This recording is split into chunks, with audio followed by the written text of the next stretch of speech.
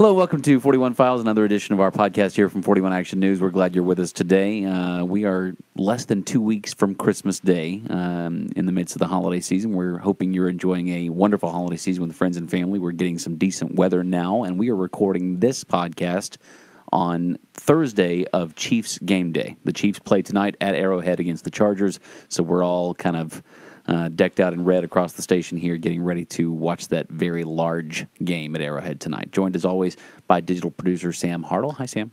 Is that why you're drinking a red soda? This is product placement for the Chiefs, is what there you go. I brought a red soda because I brought it for Nick because I don't think Nick is wearing anything red that we can see. that we can see. No, I have a red tie, but I don't have it on. But I have it on yet. I still have my red tie on from this morning and red Chiefs holiday socks that I got for Christmas. I got the Kansas City, like the Socks 101 group. Yep. My Secret Santa at work got me some holiday-themed, KC-themed socks. Secret Santa continues here at 41 Action News. We've got 1 day left in the week-long celebration of it. I got beer today I gave beer today. Yeah, you gave beer. Okay. Because it was supposed to be Kansas City local was the gift theme, and I got Boulevard beer today. So, but Nick's not taking part. You're not doing. I'm Secret not. Santa. I missed the deadline. For someone who works in television news, that's not something you should That's the say. only deadline I missed. Is Okay. the Secret Santa one. All right. Other than that, I'm pretty on time. Yeah, Nick Starling here with us today to talk about the Plaza in Yes. Kansas City. How do you pronounce it? Plaza. Plaza? How do you pronounce it? Because you have the same affliction I had when I got here. As you, Yeah. You're more inclined to say Plaza. Plaza. I want to say Plaza, but apparently it's Plaza. Here in Kansas So, City, I gotta that's wrong. Train my brain to say Plaza every time. Yep. Now, there's overreach on that, though, because some people will say Plaza, and that's too much A. Yeah.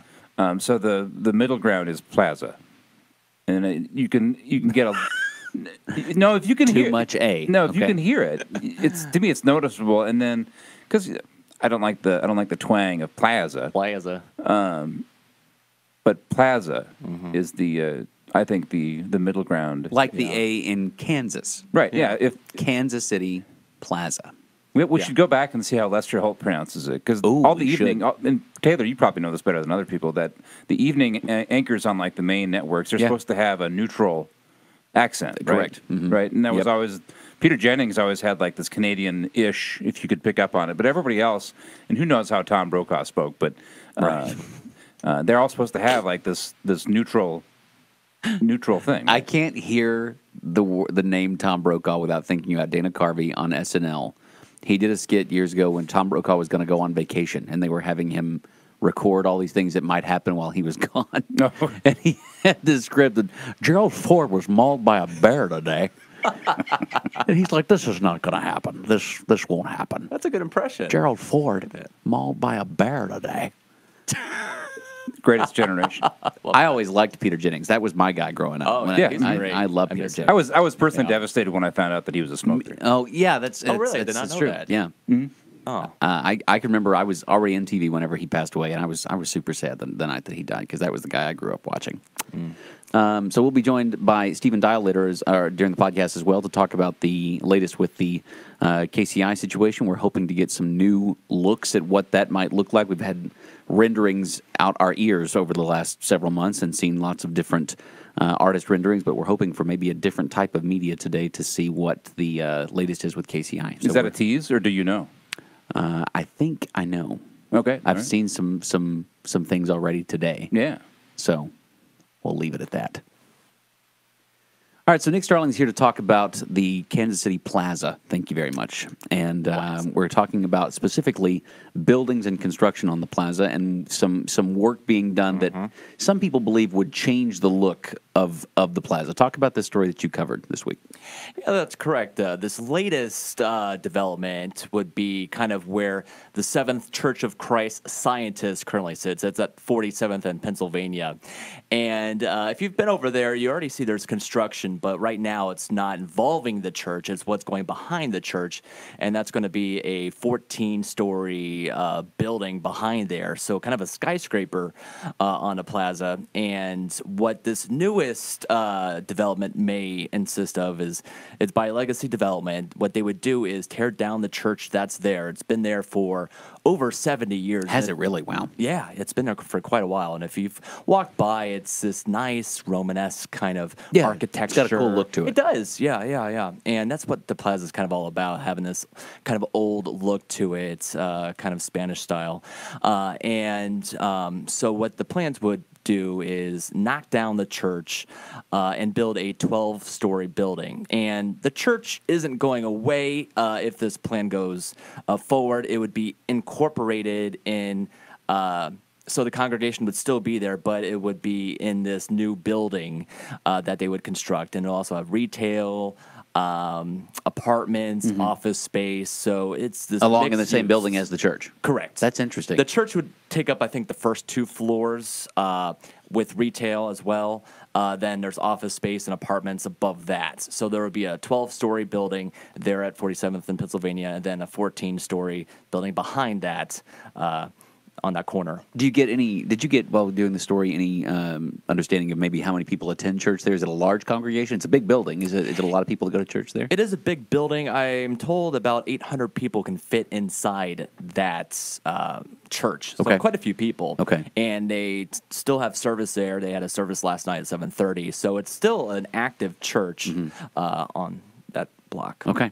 Yeah. So the other large point to me that was raised in your story that I think was really interesting, especially as someone who's only been here for a year and is someone who goes to work right nearby. Obviously, if you don't know, the 41 Action Studios are right near the plaza. What this means really is the plaza still a viable location? And just in the time that I've been here, we've noticed several stores and restaurants close on the plaza, that kind of thing. And some of the people you talked about changing the spirit of what this place is or is supposed to be. Also, as a newbie, what kind of feeling do you get about the viability of the plaza with this project kind of rolled into it? Yeah, when I talk with people, they say, the plaza's changing. And I say, is it changing for the better or the worse? And a lot of people are indifferent. Some say it may be changing for the worse because of the quality of stores. Others say, it's just the way the retail environment is. And, we are in this world of Amazon now where we have a lot of things online. And so a lot of that, retail brick and mortar stores aren't doing as well as they used to. And so when I talked with the plaza, maybe 2 months ago about this too, when Shake Shack opened up, they kind of discussed they have to do what is right with the market demands. And, with the millennial population coming into, place, and they're one of the main economic drivers of our economy now too. They have to find the right stores, the right buildings, and things that really cater to that kind of audience as well. And so a lot of these decisions, they say, are based on market demands that they are looking at. And so it kind of reflects that as well. And in terms of kind of the aura of the plaza a little bit, a lot of people I talked with yesterday say, adding these, high rises just takes away from their experience on the plaza, because when they go there, they want to kind of this, obviously this very popular shopping district. They want to kind of go there and kind of get away from shop and eat. They kind of want to get away from maybe the hustle and bustle, even though it is quite hustle and bustle down there, especially this time of year. Yeah. But they kind of fear that it may be losing that little sense of aura, that uniqueness to it, uniqueness of the plaza. Sam, you've been in Kansas City for a long time. How would you describe how the plaza is now compared to maybe what it used to be? Would you say it's changed a whole lot? I think generally, I think you bring up a good point that stores, restaurants, those are going to change over time. Yeah. And so I've never really been that worried about one particular restaurant leaving and another one coming in. That's just kind of the nature of it. You could make an argument that the makeup of the store is whether they're kind of more local or whether they're more national retailers or restaurants. That might have changed a little bit, especially if you go back before I moved here in '97. Yeah. But you just touched on the aura of the plaza, and whenever we talk about stories where they're going to build a new building on the plaza, this stuff always comes up. There's the Save the Plaza group. And their main goal, and I think you referenced it a little bit, or at least has some sound, in an interview yesterday, where people are talking about the bowl of the plaza. Right.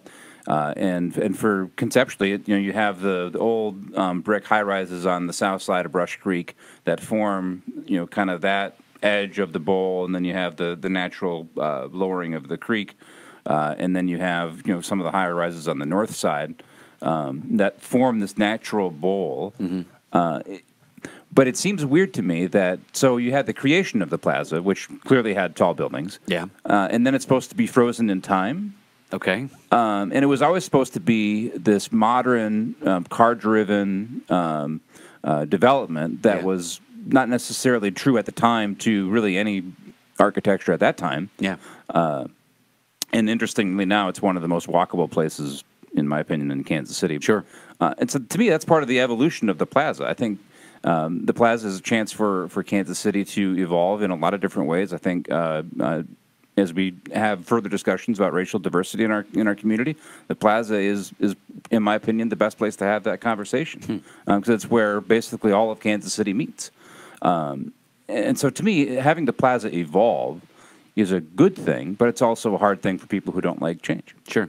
So it continues to be a situation where if you want to live at or on the plaza, you're going to pay for that. It's still an expensive place to be around, that potential, at least as far as apartments goes. And that kind of thing. It can be. So I lived in the plaza for 4 years. I lived in one of the buildings right across from what is now Parkway. Yeah. And had a sunroom that overlooked the plaza. It was a studio, it wasn't very big, and all of my $750 rent at the time probably went for that one window that I could oversee the plaza. But it was a lot of fun to live on the plaza. Sure, it was close to work too. So there are deals to get on the plaza. I don't know if they still offer it, but a lot of the apartments around there will offer discounts to a lot of the workers that live on the plaza to help offset a little bit of the cost of living that you speak of on the plaza. But there's opportunities. Sure. It's not unattainable, is what you're saying. Right. Now, if you want to live in the condos on the south side of the plaza, that you're going to have some money. Right. Yeah. So, and it continues to be a major event space. If there are big festivals, that kind of thing, the plaza is going to be packed if you go down there. So, I guess coming back to your story now, Nick, what is the outlook for this church? Because we heard from people in your story that were not wild about the idea of tearing it down. Is it a done deal now? What's the latest? What's moving forward? It's definitely not a done deal yet. This is from the planning committee board. And so one of the major stop points that could happen is Historic KC. They had a post on their Facebook yesterday that basically says the plaza's historic nature is in danger with this if they were to go forward and demolish this church, because they, of course, want to keep the building itself because it's a beautiful building. The church, as far as I know, is in favor of the building and being involved in being in the new building as well. And so they are in favor of the proposed development. But the historic KC people and Friends of the Plaza are both kind of uniting together to try and stop this. And one of the things they want to do is right now this is completely legal to have unlimited height in that area. Right. And it's not part of the bowl part of the plaza. And so what they want to do is kind of change the city ordinance a little bit to make that parcel of land part of the bowl, where there are requirements. Exactly. There'd be height restrictions, I should say. Yep, height restrictions on the building, and not have those. There's already the proposal that's behind the church is already underway, so that's already a done deal. And that's going to be a 14-story. The one behind the church is being built right now. That project was across the street from where I used to live. That one's taken a long time to get to this point. And that one's good. Do you know a completion date for that one yet? Do you know how long? Because I mean, they're well on their way right now. I think it's March of 2020. Okay. I believe the completion of that building. Okay. And so we will see. And so Historic KC is trying to place a local historic designation on the church. And what that would do is create a lot more hurdles for any kind of demolition of the church, tearing down of the church. And they want the city to wait until January 25th to bring this back up. and that way there's a little bit more time for both the developer and the city to maybe work something out. When I talked with Councilman Scott Taylor yesterday, he's the head of the planning committee for the city council, and he also was kind of shocked by this announcement that, they're trying to demolish the church, and he also is not in favor of this new proposal. So they may face some headwinds at city council. So Next we'll month. see. Exactly, next month. All right, we're talking about the future of the Plaza here and exactly what it might look like in the coming months and years. Nick Starling, thanks so much for joining us. Thank you for having me. Welcome back to 41 Files Podcast. We're glad to have you with us today. And as always, if you've been listening, if you're a subscriber, thanks so much for taking part. We hope you're enjoying it. Actually, you should leave us a rating. Oh, do that Yeah, too. yeah. Leave us a rating. Yeah. Only if it is high. I'm taking tips. Okay. All right. Like financial tips or Yeah. monetary I wonder tips. how Tim Cook feels about that. The manipulation of the iTunes rating system. I think he Sorry, feels pretty good. I think he feels pretty good about it. Stephen Dial joins us in studio. Don't touch my soda, Stephen. Thought you had an alcoholic beverage Nope, in here. just a soda. You're talking airport today. You're fresh in from City Hall.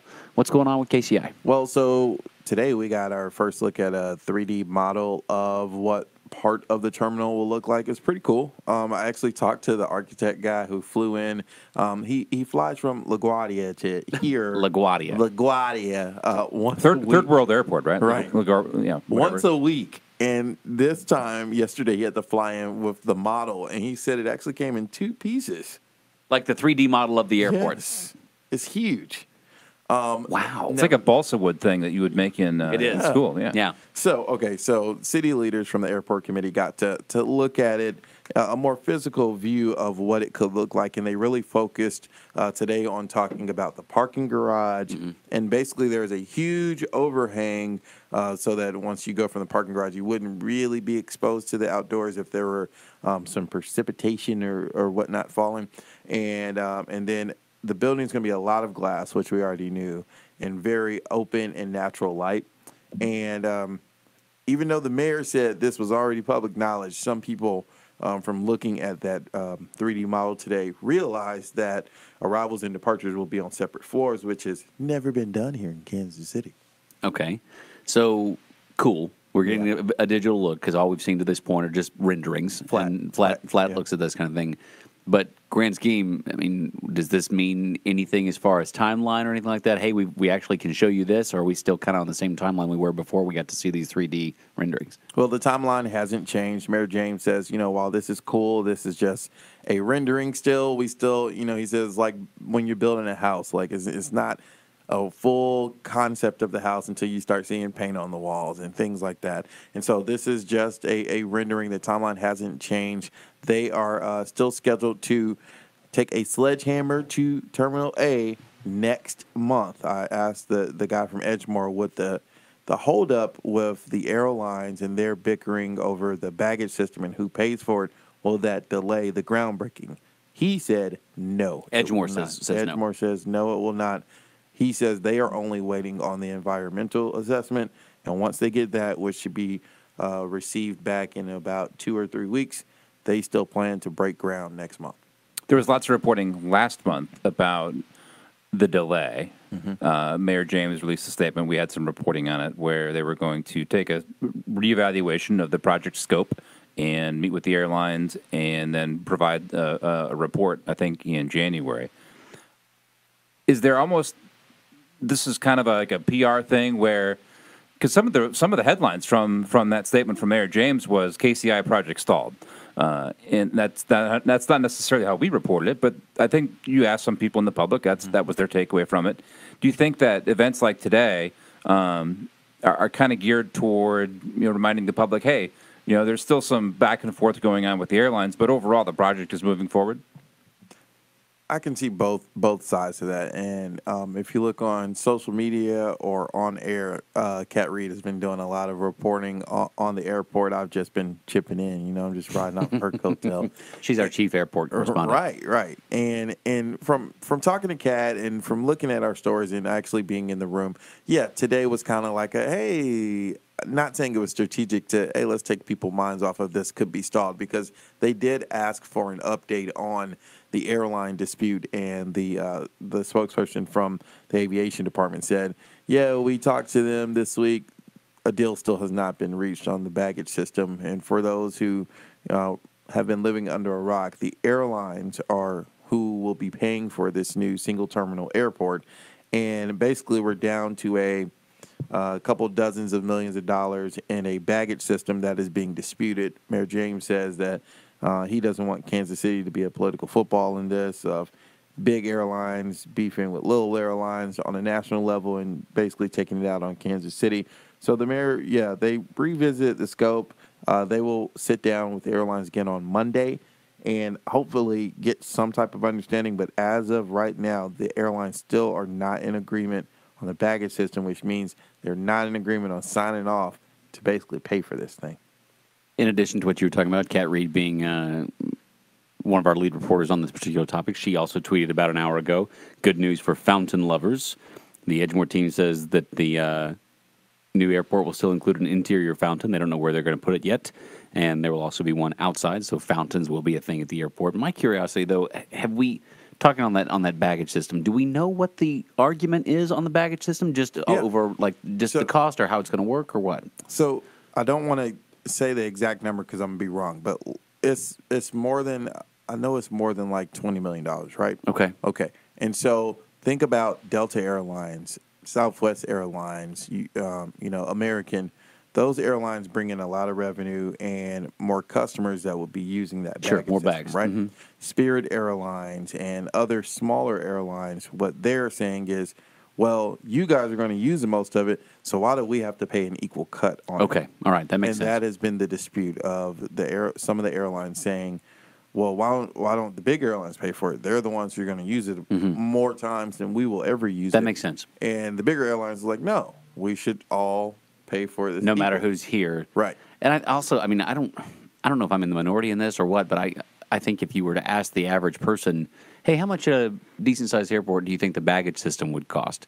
$20 million to me is just, it seems like a big number. Has that been the reaction from other people? Like, are we really paying $20 million for a baggage system, or is that kind of par for the course? No, I think this is just regular expectations of airport expenses. When I was talking to the aviation department probably a couple of weeks ago, he characterized it as, it's not like the airports are arguing over the entire plan. He said we are down to the 10% of the plan. Okay. When you look at it in the grand scope of how big and how much money is going into this, he's like, we're almost at the finish line. It's just this one thing. It's interesting that this is the thing that they're hung up on, because some people might just hear they're arguing over a baggage system. That's a pretty important part of it. I mean, it's a pretty important part of the. I mean, if you don't have a way to get people's bags to them, it's not really worth having an airport. But you're right. When it comes to a $1.9 billion price tag, $20 million is not a huge portion of that. That's just a small fraction of what they're talking about. I think we got a reminder yesterday for people who are proponents of moving this thing along when the NFL came out and said they were going to go to Vegas for the NFL draft of 2020. Yep. They had previously decided on Nashville for 2019. People who are proponents of this airport are going to cite that to say, hey, we got to keep moving this thing forward. Or we're going to continue to not have a shot at getting this stuff. And we've talked in this podcast about some of the other big ticket items. World Cup. The World Cup in 2026. We're going to have to do more than be in negotiations for a new airport when they make their decision. I think we're probably going to have a new airport or shovels in the ground when they make that call. Right. And to your point there, I mean, just they've awarded the next two drafts, but guess what? The NFL is going to keep drafting people out of college. They still have to have more drafts in the future. So I'm sure that a city like Kansas City, though we missed out on the next two, will probably continue to be interested in 21, 22, that kind of thing. And really quick, you mentioned Kat's tweet about the fountain. Yeah. So we saw in the renderings, it was like a really big fountain that kind of made some KC design or something in the water. On the flat renderings, we saw that. Yeah, it was going to be in the middle of they kind of characterize it as Kansas City has a lot of great rooms. If you look at Union Station and Nelson Atkins, they were characterizing it as a great room. Yeah. And they were hoping that fountain could be a centerpiece. But they said for traffic flow and security reasons, they definitely know that it won't be in the center of the main traffic thoroughfare. way, for some security and other traffic reasons. Okay. That's why they said we're looking for another location and possibly having one outside. And in her tweet, she did say possibly the retail area is one consideration for where they might put that interior fountain. Yeah, and Mayor James also asked about solar. They definitely want solar to be a part of this. If you look at the rendering when you look on our website, there's some looks like panels that are angled on the roof of what would be the terminal. Those will not be solar panels. They said that will actually just be for natural light, kind of spacing out things. Yeah. But there's been talks of solar panels on the parking garage, solar panels on other parts of the property. I'm pretty sure solar panels will be a part of the airport. It just doesn't. It hasn't materialized as to where. Okay, I think the argument over this continues to be really interesting, whether it be because people that don't think we need it or people that do think we need it versus people that maybe have built a house before to live in versus people who have never built their own home, that kind of thing, because you get an understanding of, gosh, this takes a long time just to build something of that scale. To build something, when we're talking about almost $2 billion, that's going to see millions of people come through it every year, it's a big deal, and it takes a lot of time. And Mayor James talked about the convenience factor. You know, it was an overwhelming vote of people who wanted the airport, but you still have some people who are, Kansas City born and bred or just moved here and made Kansas City home, who say that the current airport setup is very convenient. And Mayor James, it is that. Yeah, it is. It is. You could get right in. You could virtually come to the airport 40 minutes before your flight and make it on the plane. Mm-hmm. Mayor James said today, when you hear the word convenience, moving forward with the new airport, he says it's important to realize that when we are talking about convenience, it does not mean everyone who has a Kansas City zip code. He says convenience means convenient and comfortable for people who are arriving here who aren't from here and aren't going to stay here. Right. Yeah. Convenient for the workers. And so, when a lot of us say convenience, or people who live in this area, Mayor James is saying, stop thinking about you and think about people who we are trying to welcome to this city. Right. It's a big difference between that and the people who live here and may use the airport 5 or 6 times a year. That kind of thing. Convenient means something else. All right. So obviously, still a lot going on with KCI, and I'm quite certain that there will be future podcast discussions about this because there's already been 2 or 3. So as we move forward, and Stephen, you said the next thing we expect is for the environmental study to be done, and that'll be the next cog in this machine. In a couple of weeks, something could come out there could be some compromise on Monday when they meet with the airlines, but the environmental report is what's holding the groundbreaking up. And so 2 things we'll be looking for in the next couple of weeks. And as you heard Stephen say, the plan is still for demolition to begin on Terminal A next month in January, so we'll continue to watch for that. As always, thanks so much for taking part in the 41 Action News and 41 Files podcast. Sam? Big game tonight. Who's playing tonight? Well, so if you've been following the social media this morning, the key matchup is between Hunter Henry of the Chargers and Derek Johnson of the Kansas City Chiefs. Oh my gosh, Stephen A. Smith. Have you seen this video? Yeah. Stephen Dial?